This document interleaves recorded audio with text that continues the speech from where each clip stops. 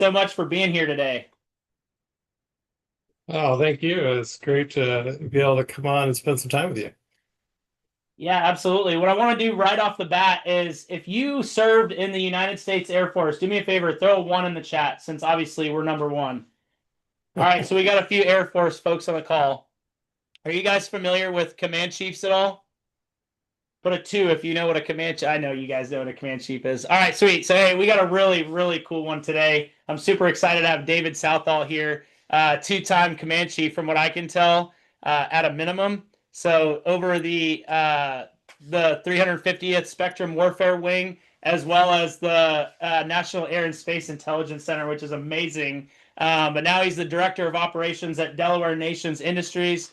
We know him as DNI most often, but man, I want to dive right in, David. Would you mind telling me and the group here a little bit about your Air Force career? I'm sure a lot of us would love to learn a little bit more about your lengthy career in the Air Force. Oh, well, thanks again, Tyler. Uh, I I don't usually like to talk about myself or my career at all. But I did see Jeremy in the chat. He was one of the folks that rubbed shoulders together at RAF Falconberry together. So I have to throw him a shout out. But I've had a amazingly blessed Air Force career. Uh, couldn't ask for better. Just served under 30 years. I think when it was all said and done, it was 29 and change. But I got to spend the last 10 years as a Chief Master Sergeant, and really in that capacity, I really wanted to just really give back to all the airmen in my umbrella. I had really good supervisors all throughout my career in the Air Force. I started out back in 1996 as a dumb kid from North Dakota in the middle of nowhere, and I came in the Air Force to kind of get away from North Dakota and just get a career. And after my first enlistment, I knew I was hooked and I was going to stay as long as they would let me. I transitioned to IT after my first enlistment. I was a supply troop my first 4 years, but I cross-trained into IT, and then from there I did every job that you could probably imagine in the IT space. You PCS from time to time and never do the same job twice. I got to do first sergeant duty for 6 years of my Air Force career, which I absolutely loved as well. And that gave me a chance to really step back from the IT world and focus on just taking care of folks and making sure that folks had what they needed to complete their task at hand, and just make sure that our folks were well taken care of. So I got a handful of deployments in that time. I think we had 13 different assignments throughout my career. But when I was selected for Chief Master Sergeant, I got to do some really cool chief jobs. I just spent 3 years in Kirtland at Albuquerque, New Mexico, for the Air Force Operational Test and Evaluation Center. Had two-star generals for bosses during those assignments, and they were phenomenal, and they helped shape and mold my leadership style and philosophy, because generals just think and act just a little bit differently than most. That's why they're generals, and I was honored to be able to spend a couple of years with General Matt Malloy specifically, and he was one that officiated my retirement ceremony last summer. And then, like you mentioned, I got to be a command chief twice. I was honored to be able to be the first inaugural command chief of the 350th Spectrum Warfare Wing down at Eglin Air Force Base, Florida, as we activated a unit that was solely focused on the electronic warfare portfolio of the Air Force and kind of breathing life back into that. And then from there, I transitioned up to Dayton, Ohio, to be the command chief for the National Air and Space Intelligence Center. This was my second time up here in Dayton and the second time at the center. So it was a sweet, sweet opportunity for me. I was assigned to the National Air Intelligence Center back in 2000 as a baby E5. So being able to come back and see really the scope of everything that organization does on a daily basis from the front office, if you will, it was really a treat and really gave me a bigger appreciation for our intelligence community and all the things that our intel folks do to support the warfighter. So it was an amazing career. That's most of the highlights, but again, have to give my wife huge props. Couldn't have done any of it without her. And I have two daughters that are amazing as well. But definitely, it's a team sport. So I say that a lot, but I couldn't have done it without my family. But back over to you, Tyler. Yeah, thanks for sharing that, man. That's incredible. I appreciate number one, your service, and just coming back to share and reach a hand back to those that are transitioning after you.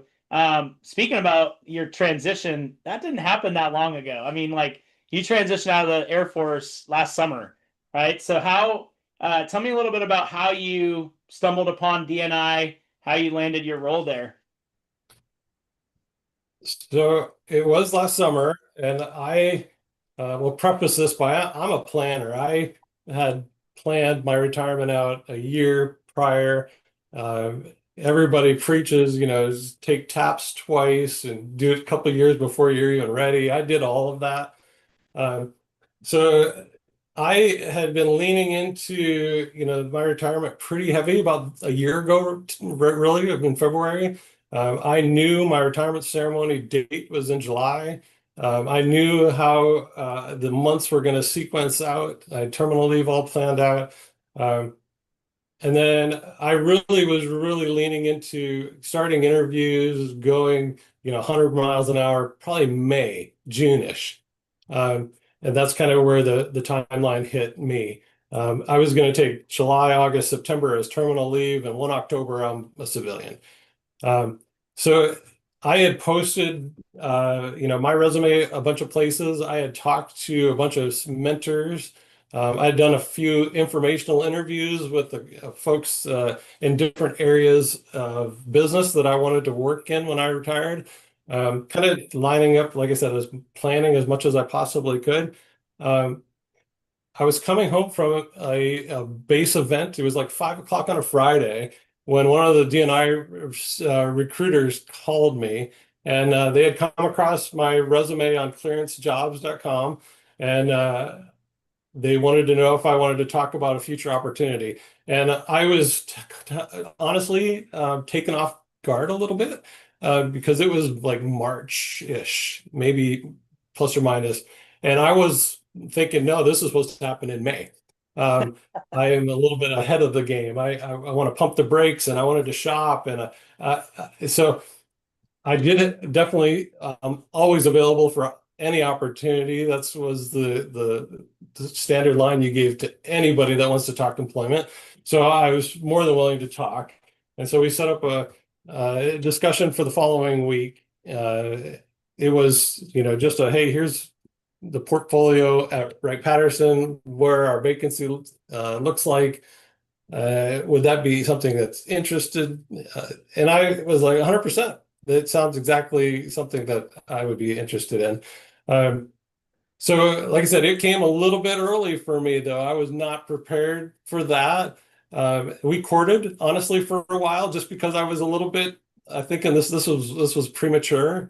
And so I probably pushed things about maybe 4 to 6 weeks before I said yes. Um, Wow. so, but they reached out to me more on a cold call, honestly. That's kind of it. You bring up a good point there. I want to highlight for the group is a lot of times there's a lot of companies out there that want to hire folks that are coming out of the military. And I get told probably 3 times a week, hey, I tried calling one of your students at Seven Eagle Academy and they didn't answer. So my advice is always like, listen, I know we're all risk averse and we don't want to potentially get sold something or talk to you about something we don't talk about. You get those calls that are like, oh, calling about your car's extended warranty. But during your transition where you've got yourself you've got your resume floating around out there, please don't use this time to screen your calls. It's really easy to pick up, and if it's about your car's extended warranty, just hang up. But you don't want to miss the call that David got from DNI, is my assumption. So yeah, that brings up a really good point. What would you say are the top 3 things that helped you out, in landing this position, as far as like the top 3 things that you think you'd recommend for everybody on this call to do as they're transitioning out, so that they can get a similar type of phone call as you got? I would say the top, I'll give you a handful probably. Definitely be ready. As soon as you start publicizing, you're your chief marketing officer, and you have to almost be in that state of mind. So before you push out products, make sure they're looking exactly how you want them to look. Make sure they're spot on, accurate. They represent, your brand. Um, I think it's easy to whip up a resume and just throw it on a website or putting on a hiring board, but you have really no control after you put something out into the wild of the internet, where it goes and who refers you and who has a friend or a network contact that will push your resume to someone else. So you have to just keep in mind, you're your marketing department, and you have to think that way. You have to understand that, you have to paint yourself in the absolute light that you want to be painted. And that really, for me, started 6 to 12 months prior. I wanted to make sure I had certain certifications completed so I could put them on my resume so I could showcase that to the world. And so I had to do my homework, and I had to go back and I got a PMP, but my first resume to hit the world had that on it. Right. That's kind of the first one, if you will, is just you have to just be cognizant that the world sees everything online. That kind of dovetails into the second point. As I grew up in the Air Force, I was in more and more public facing positions. And we were briefed so many times from our public affairs officers to be careful on what you put on social media. That's 100% spot on. As you transition, recruiters and your prospective employers will look at and look you up on social media. And if you're somebody that rants and raves about whatever the issue of the day is, it's potentially not going to put you in the best light when you're compared to others. So you just have to be very cognizant of how you present yourself, what you put out there, how you're going to react to things. Sometimes it's best to not even have things out there at all, than to potentially step on a landmine, and you'll never know an opportunity passes you by because you were judged against something that you posted. Um, some of the other things I would think of, getting to the point where I was happy with the product that I was pushing out. Some of the resources that I really wasn't tracking prior, was the way that resumes get filtered. And I had a few folks tell me, back in the day, yeah, you're going to have, AI is going to scan all your resumes and nobody's going to care about anything you put down. And I was just like, yeah, whatever. Until I tried it myself. And I remember my girls just graduated this summer, both of them with their bachelor's degrees. And it took them 3 or 4 months to find positions in their adult job. And now they only pushed that direction because I kind of grabbed them and said, okay, let's rewrite your resume. Let's throw it through some of these AI scanners. And they were really adverse to that. It seems like the younger generation, especially my girls, don't like AI, especially my English major. She likes to write. But one of the websites was just jobscan.co, and you can drag and drop your resume in there, and it'll do an ATS scan just as if you were sitting at an employment agency that does that, and you can put in there what position and duties and roles and responsibilities of that position, and it'll tell you if your resume is a match or not, or how close of a match it was. And so for me, when I was first started and I threw that into that system, and I was like, oh man, I'm not even close to what I think I was like really recruiting myself for. That was a rude awakening because I needed to really tighten that focus up, and really go after something a lot more tighter of a shot circle than I was. So those are just a handful. I probably could, if I spent a little bit more time, could kind of give you a handful more, but those are the ones that are out of the top of my head that I'd give you. Well, you also answered my next question was going to be what are some things to avoid. So I think you helped us there too. So, I guess after that, a question would be, could you tell us a little bit about your experience so far at DNI and what it's been all about? What can these guys expect at a medium size, what I would call a medium size defense contractor in the first 90 days or so? So I think it's going to be true, regardless of, in my opinion, whether you're in the military, outside the military. What I'm looking for new hires is the same thing I was looking for in the military. I'm looking for somebody that is driven, that I can give tasks to, and they don't continually have to ask for clarification. They have drive, they have initiative. They can be a fire and forget type of individual that, has the commander's intent and can move out. That is what we've been preaching on active duty for I don't know how long in the Air Force. And it really, that's kind of the same mindset on the civilian side. If you have an attitude that, hey, what's the next thing I can get my hands on, boss, and not have to continually go back and ask, but just, hey, this task I'm knocked out. What can I have the next task? If you can get in that where initiative is the thing that sets you apart from your peers, the civilian world, if you will, is going to eat that up. You have to be hungry. You have to.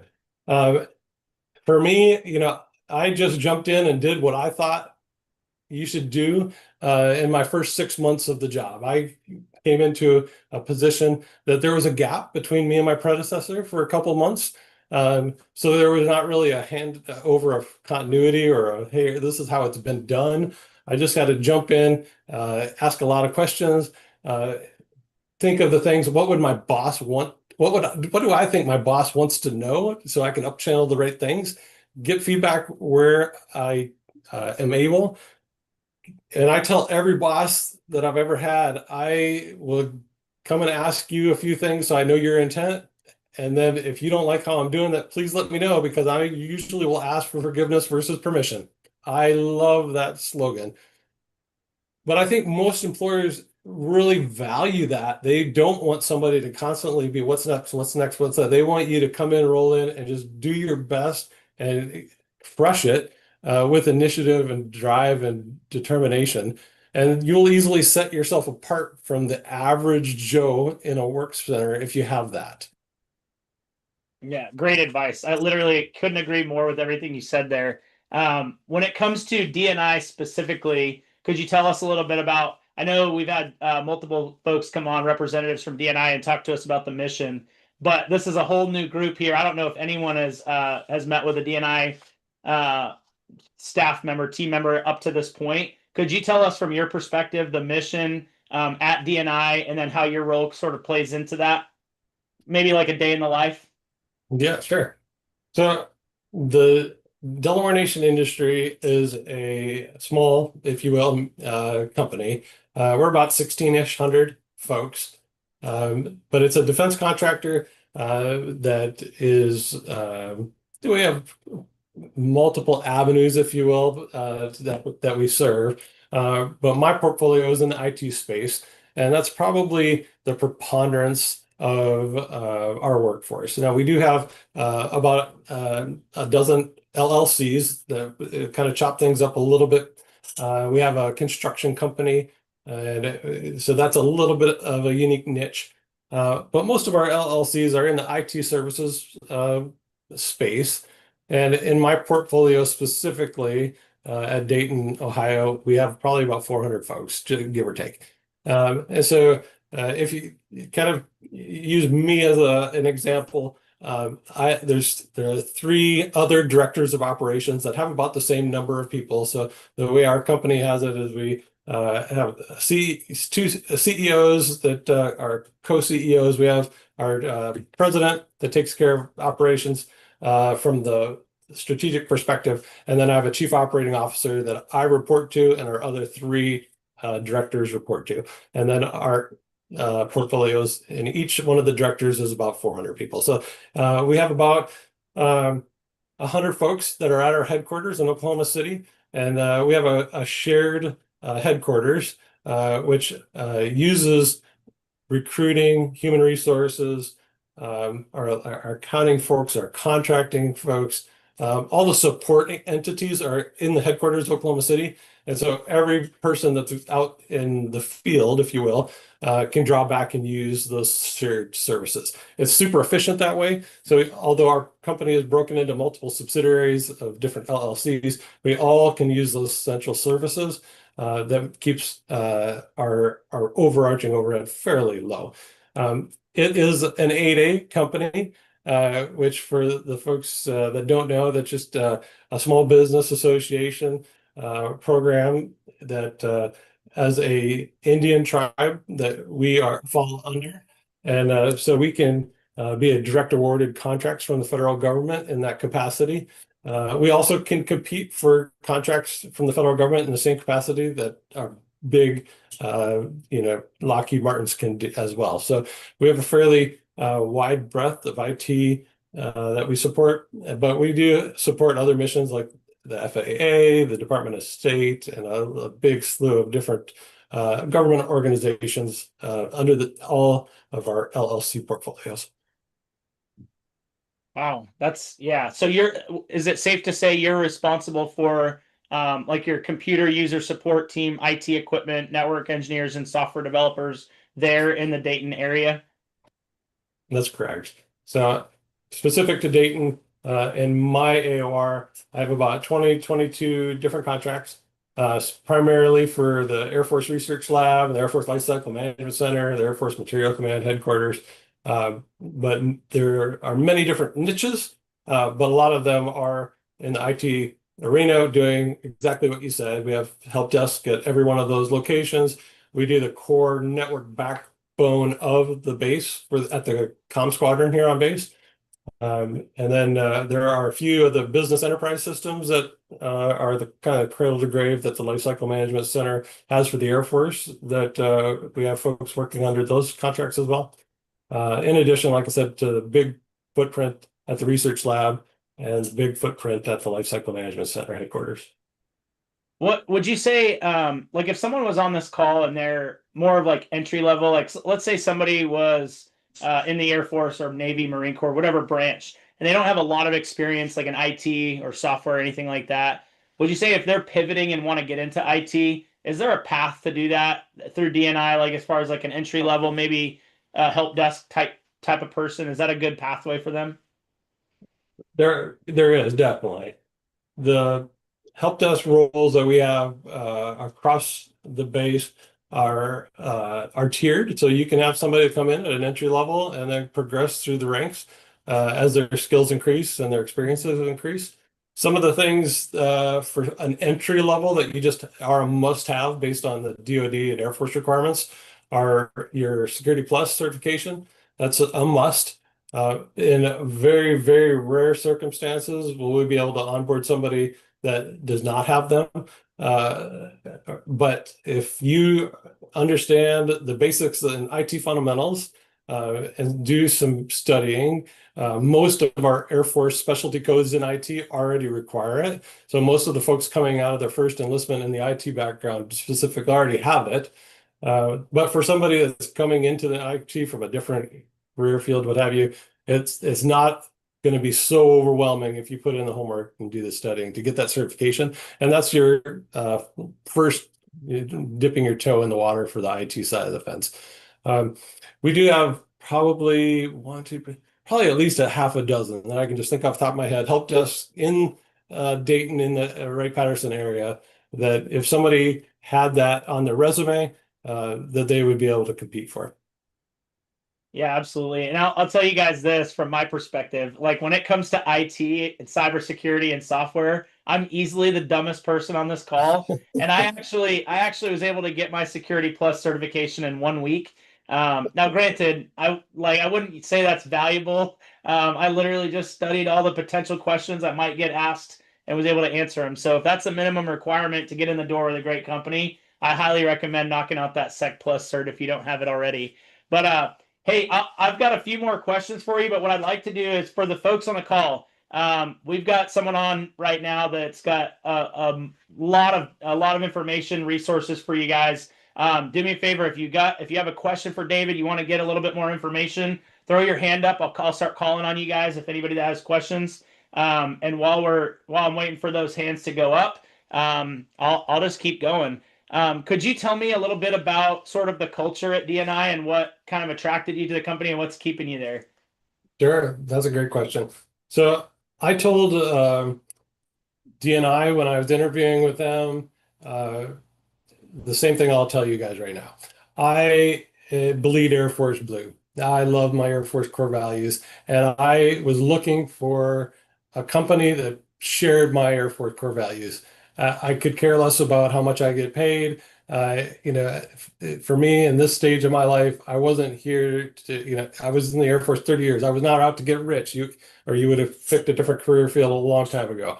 But I wanted something that kept me connected to the military and then allowed me to continue to serve just with a different hat on.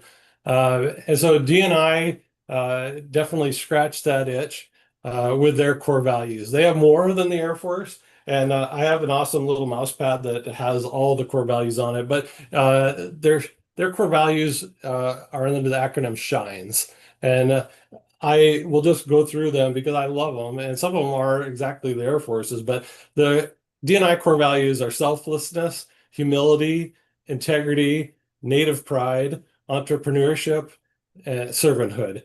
And I think, the parallel with the Air Force and their core values is what really pulled me in over the line. It was nice to interview and have, a steak dinner with their folks, but really what pulled me in is when they said, I have a company culture where we are people first and we try to look after the best interests of our folks while still accomplishing the mission.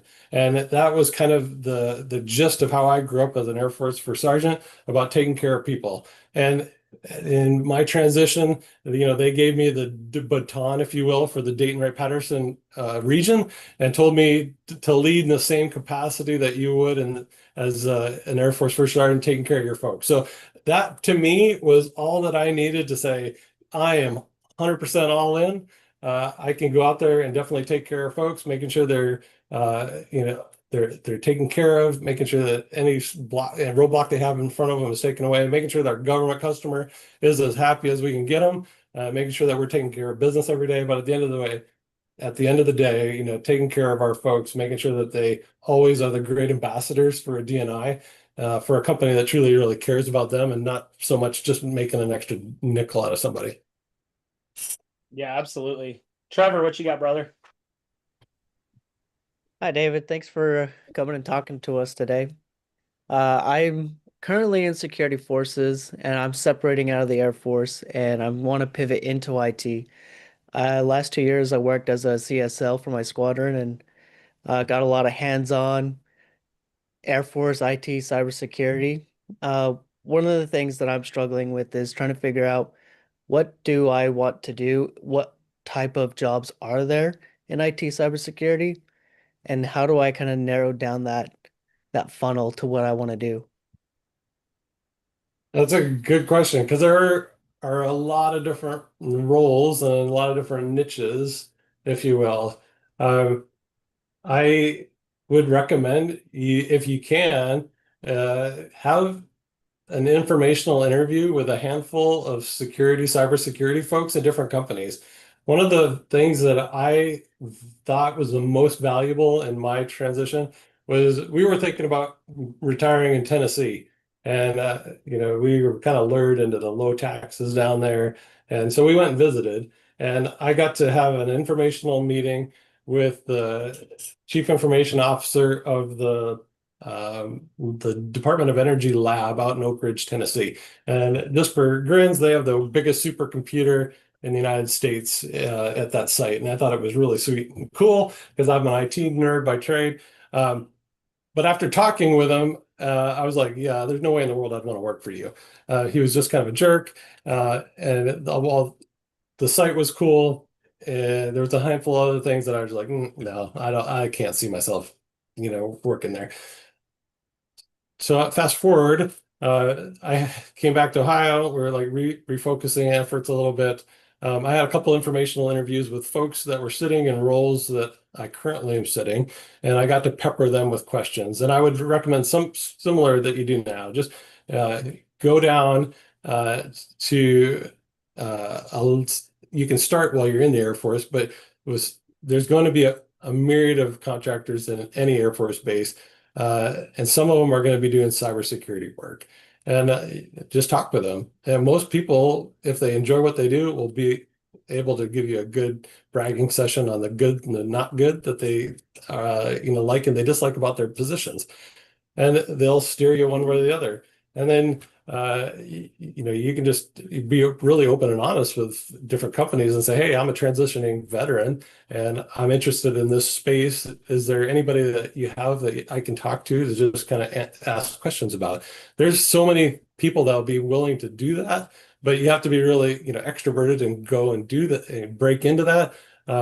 But in my umbrella here, I have cybersecurity liaisons that have to do ComSec, and then I have cybersecurity liaisons that do your typical ISSM roles and make sure that people do their cybersecurity training and all that. Vastly different. I would never want to do ComSec in all my life, but you kind of have to figure that out and narrow it down. And it's best by just talking to people in those positions and find out what they like and what they don't like about those roles. Thank you. Trenton, you have a question as well? Yes, I do, sir. Just curious, do you have any contacts for IT companies for overseas? Because I've been doing IT for 20 years, and so I'm trying to reach around network for out here. I'm currently in Germany right now. Oh, that's a harder question than meets the eye. So I do have, and I don't know if they're in Germany or what have you, but I have a CEO slash husband and wife team that's on a company, and I'll just shamelessly just throw it out there, and you can Google it and figure it out. But it's called ITA International, and if you'll know you hit the right spot because they have the in their arena speech as part of their logo and stuff. But they're a company out of Norfolk, Virginia that is a staffing company for a lot of different AFSCs at CENTCOM bases and USAFE bases. So that's something that I just know off the top of my head because I'd worked with that individual prior at Eglin. They've did some of our staffing when I was at the 350th Spectrum Warfare Wing. But other than that, I had EFMP challenges in my career, and my family wasn't helping me out to get overseas. So aside from my short 2 years during COVID that I was in England, that was my whole overseas experience in 30 years. I'm not bitter. I'm not. I sure think COVID gypped me, but I did probably 6 months of that I could actually travel around, and then I was in COVID jail in England. Sorry to hear that, but I appreciate the information. Yeah, it's all good. Good question, Trenton. I'll tell you what, that is exactly what y'all should be doing. We got about 20 minutes left with David. And what I would say that whether you're IT or not, like those are the types, that's what this is all about. I've had so many of our students, just so you know, David, they'll come to the program and sometimes say like, hey, these speakers weren't aligned with me directly or whatever. But it's really to your point that you made earlier, it's all about networking. And that's a really great resource that you just shared with Trenton. So I appreciate that. But if you're on this call, if you got IT in your name on the screen or cybersecurity or software or anything like that, or you want to work for a defense contractor or you've thought about it, I'm gonna give us an awkward silence here until someone raises their hand, because you guys that are sitting here quiet, that are scratching your head or maybe thinking about it, don't be shy. Come off mute. Ask David a question. He's not going to hurt you. And I'll jump over to Nick. What you got, Nick? Yeah, well, I'm the guy who was always asking all the questions, so I figured I'd give the team opportunity to ask the chief. Show them how it's done. Show them how it's done, Nick. No, so real quick, Chief, thank you for 30 years of service. That's incredible. It's a lot of time. And then yet you go out and you go and do defense contracting stuff as well. Awesome. So I've done a couple interviews myself, and I've been in the Air Force 20 years, retiring. Worked my way up to senior NCO, did all the things I'm supposed to do, right? My question to you is, I haven't really been getting much traction per se, because I go into the interviews trying to do all the things, talk myself up, right? Because the military's like, we got to do it, we got to go, right? So they teach us not to really do that. So I feel like I'm presenting myself articulately correct, but I'm just not landing any feedback on. You're like, well, it really depends on what it is per person, but any, like, I guess, guidance you would have, just like, other than keep going, because you essentially reached out to you and you got your first job. What would you suggest to somebody who's not getting traction? Yeah, it's probably uh, maybe silly to say, but don't hang your head, don't get discouraged. If you think about where we are last year, starting in the January, February timeframe, we have been punting out civilians out of the DoD like every month. Just, there was another batch and another batch of RIFs, reductions, DRPs. The job market is saturated. I mean, just to be blunt, there's a lot of folks that is out there. So, yeah, Tyler just put in here 240,000 transitioners. So even with my daughters that were, in different paths altogether, it was hard for them and they got super discouraged. And what I told them is probably a little consolation to y'all, but it's going to be similar. It only takes one. You just need that one to come along and blam, it's over. And you'll be sitting and telling everybody, this is how it's done. So I would say, keep on, it's what I've told my kids, it's a full-time job to get a full-time job. And sometimes we kind of gloss over that part, that we think that something's going to fall in our lap. And if that happens, that's awesome. That's an awesome blessing. But if you think that 8 hours a day is a normal full-time job, that's going to be what you have to do that amount of effort to keep your name out there, to really continue down the networking path, continue to get at it so that you can land that one and then you can rest easy. But it takes some time and energy, and you just have to keep your chin up. Good things happen to good people. It's just a matter of when. Uh, every door is not going to slam shut, and it's just inevitable that it'll happen. But you have to have that good attitude, because you never know which one or when it's going to happen, and you have to have positivity from the time you pick up the phone and have that first contact with a potential employer. Thank you. Impressive. Another little nugget of gold there. The full-time job to find a full-time job. Albert, what you got? Good afternoon. So, quick question. You mentioned Security Plus as being one of the foundational certifications that someone needs to have in order to break into the career. For someone who already has Sec Plus, what would you recommend as like a next step in the certification slash education path? Like what do you think would be the most beneficial for someone to avoid cert chasing? No, that's a pretty subjective question. That's the answer. We So, probably can go all over. It really, y- really depends on yeah. your desires, in my opinion. I mean, there's a million certifications out there, it seems like, and there's so many niches in the IT space. So, I mean, in the DoD 8140 requirements, the Security Mhm. Plus is that, hey, this is your ticket to be able to walk in the front door. But really, after that, it just depends on what you want to do.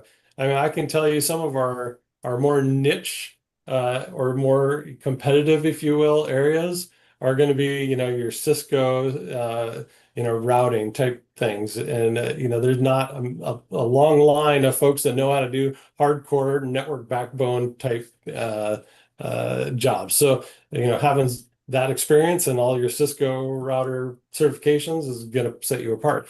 But if that's not your niche and you want to be a Mhm. Unix guru, you're going to have, that stink on you. Um, Power Apps, Power BI is a new and emerging thing on the Microsoft side. So our customers have been looking at Power BI, training and such. So it really just depends. IT is such a wide career field. It really depends on what you want to do before you just start figuring out what certs you want to get into. Because cybersecurity has a million of their own different hacking and certifications that you could go down on the cybersecurity front. So well, that's an easy question. The answer is probably really, really difficult, because it really depends on what the niche that you want to get into. Right, and I appreciate that. If I could narrow it down a little bit, like what Nicholas just put into the chat. And yes, there's different domains, but different companies also come up with different certifications all the time. And you see them advertised on Facebook and LinkedIn. So for someone in networking specifically, apart from after whatchamacallit. So you mentioned Cisco, so like CCNA, CCNP, I'm assuming would be the next best steps. And then I'm going to just kind of preface it with it just depends. Okay. And it'll just depend on where an employer needs you because while Cisco is prevalent, if you go to an organization that has Juniper switches, they might Hmm. want you to have a particular flavor of switch. So uh, at the end of the day, having IT fundamentals is going to be a good baseline across the board. Security Plus is that entry level for the DoD.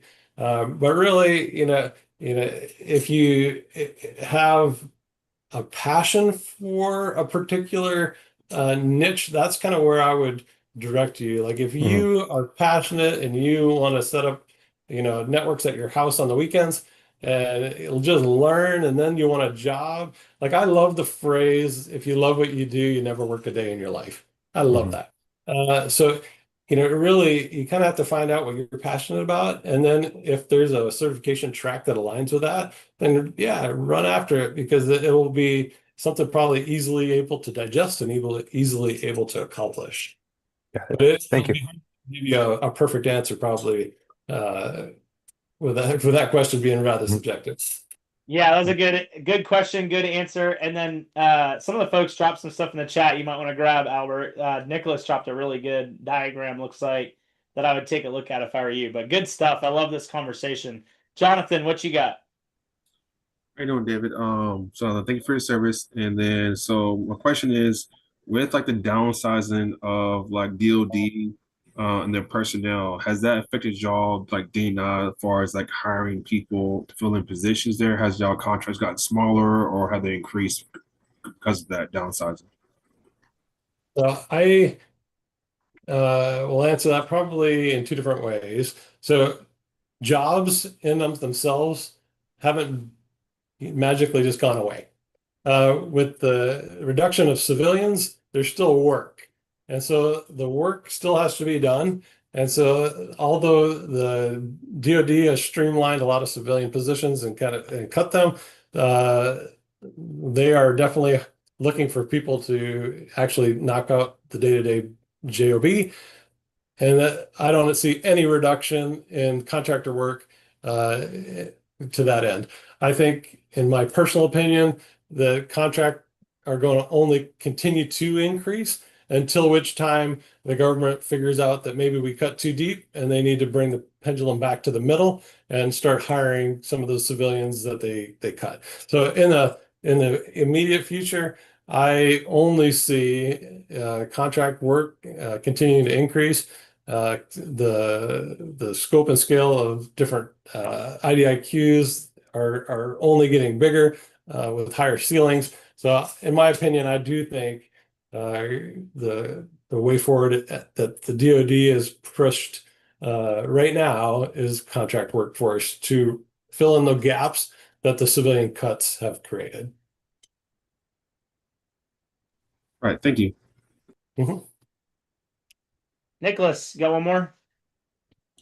Hey, Chief, real quick, with the evolution of AI integrated into things, what's your pulse on how the future looks within the next 5 to 10 years for jobs?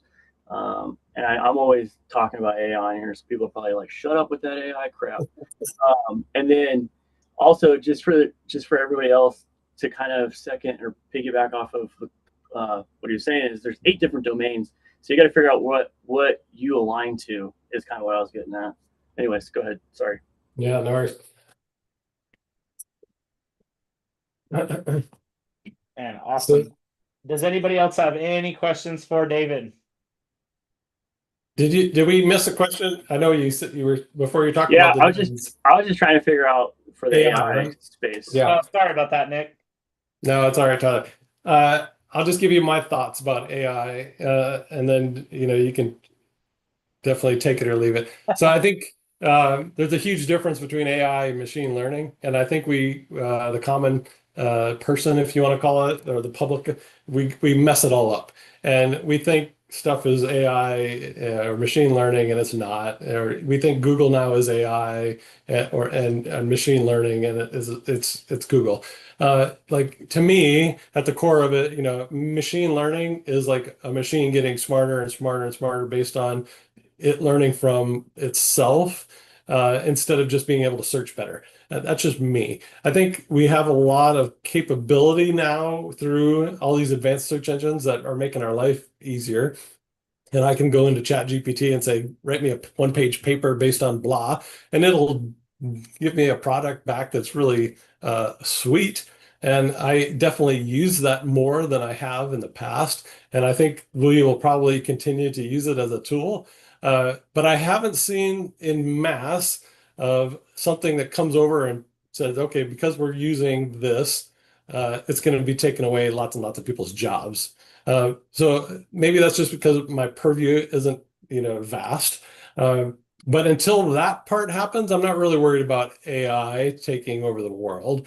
But that's just me, because I think there's always going to have to be some form and function of, humans that program it and take care of it and feed it and all the other stuff. And we still have problems, if you will, with making sure our data is good so that the machine spits out the answers that we want it to versus, just having a bunch of garbage data. But there's a lot of goodness with AI. It's only going to get better. But that's just me and my thoughts right this second, where we sit in the AI ML world and debate, if you will. Carlos.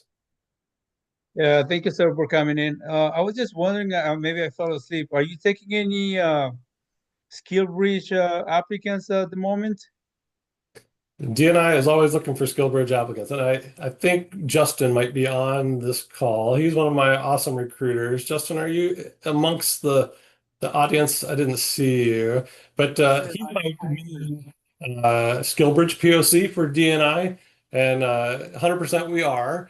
And we are in different areas of the country. DNI has business in 38 states, I want to say. It's either 38 or 42, and I apologize for not knowing the number right off the top of my head. But we have a lot of opportunities, and our recruiting team is always looking for folks that can do SkillBridge. Sometimes the hardest part is just making sure that we have a customer that'll be able to facilitate it. But the company, DNI, is all about SkillBridge opportunities.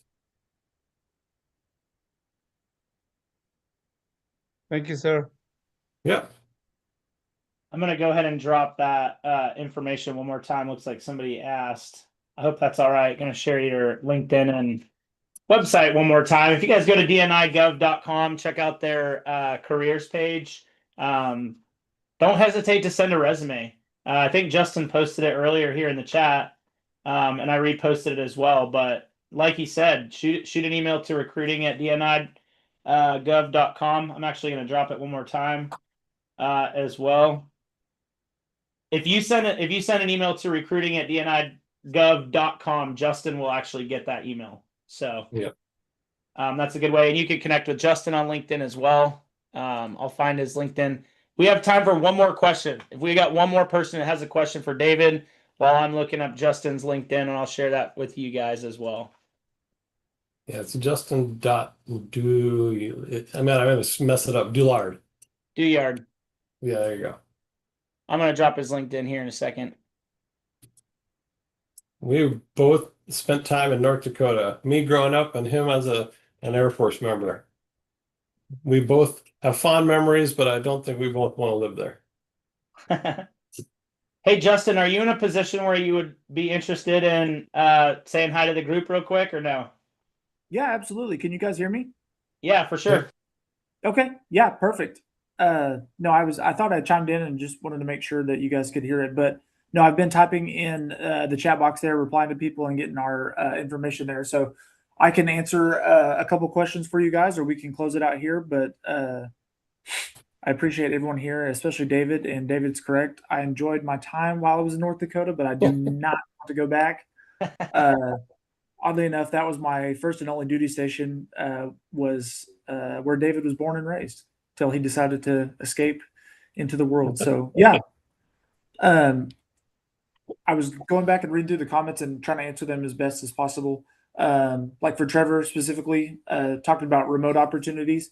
It's really tough for us to provide remote opportunities due to the customer base we support. Most of them are going to require an on-site presence because the bulk of them require an active clearance, that security plus that David was talking about, and then also working on classified networks. I mean, uh, not all of our positions are in SCIFs, but they all do work on classified networks. And so remote opportunities are tough for us to really push as a whole. Not impossible, but the bulk of them are going to be an on-site presence. So Yeah, so you guys have got one of the senior talent acquisition guys and the leader of their SkillBridge program, Justin Duyard, on the call. So if you guys have any questions for a recruiter at DNI, throw your hand up so we can get them answered. I didn't know Justin was available today, but that's awesome. So take advantage of it. We'll give you a few seconds here. looks like Emily spent 5 winters there in North Dakota. Yeah, mine was 3 to 4. One's enough. So 2 weeks is Yeah. enough. I think the East Coast is feeling it right this second, so that'll be good for Yeah, I just got back in from dealing with that. them. And then Tyler, we can talk a little bit about SkillBridge while we have a little bit of downtime before we wrap. But Yeah, for sure. yeah, like David mentioned, for those who are maybe not from a technical background but want to pivot in that, we are very open to that idea. We just want to make sure that we do meet the customer minimums, like he said, to require access to really even get on a computer and do anything worthy of your time. You have to get your security plus, and that's not, like you said, the DNI deal. That's a DoD deal. Outside of that, we think that face-to-face time is the best for those types of trainings, and they also require it by our customer. Some of our teams do work in a hybrid capacity once they're fully on-ramped and onboarded as approved by the customer, typically the Air Force and David's portfolio. But during the training period, it's typically best for us to get as much on-site time as we can, especially for folks who are going to be a little more entry level. And then like most of our, or like all of our opportunities, when we try to put people in place on the recruitment side of the house, I think David would see that we do this pretty well, is that when we hire someone, we understand that it's contracting and people are going to come and go eventually. That's just life. But when we bring people on, we want it to be a good fit. And we'd like people to stay, ideally for as long as they'd like, because the work is fulfilling and they're adequately compensated. And so we try to implement that through our SkillBridge program, and that when we bring you into a SkillBridge opportunity, we really want there to be some future potential for you for full-time work. We wouldn't prefer to have you for 4 to 6 weeks and then just cut you loose. We'd like to really try and have you in a true talent acquisition pipeline with a potential opportunity. So whether that's in Ohio or Oklahoma or Georgia or in Washington, D.C., wherever we have work. Nicholas, what you got? Hey, just real quick, just some clarity. Is it DNI the executive piece, or is it for like the field services of things, right? Because I know DNI is massive. It's like the low taper fade, right? I know you guys have a lot of different moving parts, but is it enterprise or is it for like actually in the field? Does that make sense? Yeah, It for does. SkillBridge positions, or Yes, for the SkillBridge positions. we typically we are trying to do both. So our corporate operations positions are going to be much smaller, just because. Did it mute? No, corporate. That's the word I was looking for. You said it. Yeah. So. Okay. Yeah. Corporate. Yep. Yeah. No, we absolutely do have both for positions in the field and then on corporate staff as well. So Nicholas, just to expand on your question, we only have about probably 100-ish corporate staff at Oklahoma City in our headquarters, and then all the other positions, like 1,500-ish, are scattered throughout the different locations that we have across the United States. And so in those field positions are the majority of those SkillBridge opportunities. Okay, awesome. Yeah, okay, that makes sense.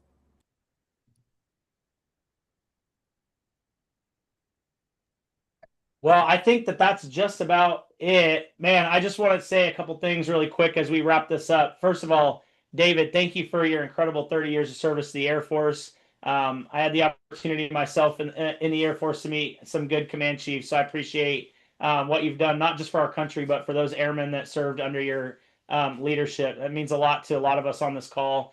And then also for you to come back after the fact and spend an hour with us today means a lot to us as well. And talking about DNI, as always, Justin, thank you so much for the time you spend with our group. DNI has been an incredible partner with Seven Eagle for better part of a year now. They've always got amazing job opportunities. I think they have about 40 on their job board right now. So if you guys haven't yet and you're interested in working with a government contractor, go check that out, dnigov.com, click careers. You guys have been great. Thank you so much for the time today, and looking forward to having you back next time. Have a great rest of your day, guys.